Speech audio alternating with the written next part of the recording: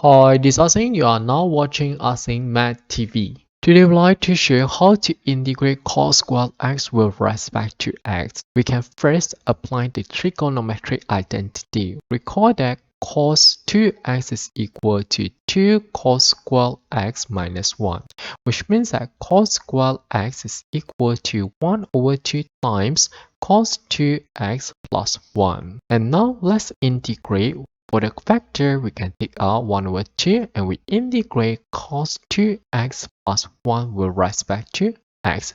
So this is equal to 1 over 2 times integrate cos is equal to sine, angle remain 2x.